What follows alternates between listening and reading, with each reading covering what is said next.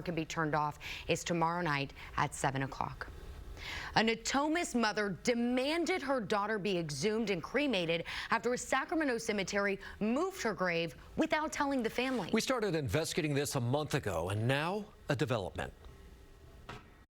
When you buried your daughter 16 years ago, you thought that was going to be her final resting place. Of course.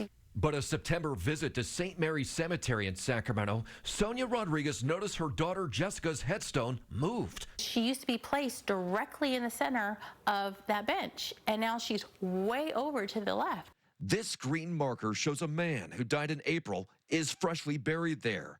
His marker is right exactly where my daughter's used to be. But she says a staffer in the office denied it.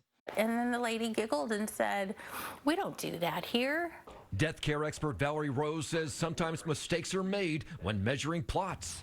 Ethically, a cemetery is going to always tell the family members what's happened. Nobody told you. Nobody. But the cemetery owned by the Diocese of Sacramento later admitted they did move the grave over inches to make room for that man who just died and apologized for not telling the family. How egregious is that? Well, it's pretty egregious. It's incredibly unethical. California has a cemetery and funeral bureau which oversees cemeteries, but we learned not in this case because California has zero jurisdiction over religious cemeteries. So if it was any other cemetery, not a religious cemetery, the state would have the ability to go after them. Yes. But because it's a religious cemetery? No. That is so crazy to me. Mom Sonia told us she no longer trusted St. Mary's Cemetery, wanted them to pay to have her daughter exhumed and cremated so she could keep her daughter's ashes at home. We kept in contact with Sonia. The last response from her, she wrote, "Both parties are working on a resolution and that I cannot comment any further." When I contacted St. Mary Management, CEO Jerry Delcourt told me the matter has been resolved to the satisfaction of all involved.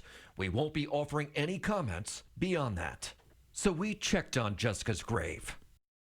Her headstone is no longer there, and you see a fresh outline of sod. And that's what I want people to know.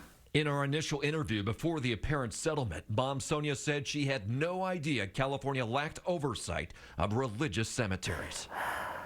But had I known that, I would have buried her somewhere different. I would have made sure it wasn't a religious cemetery, 100%.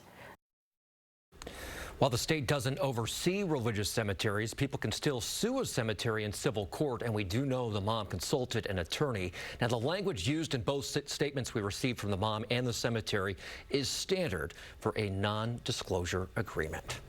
Now to a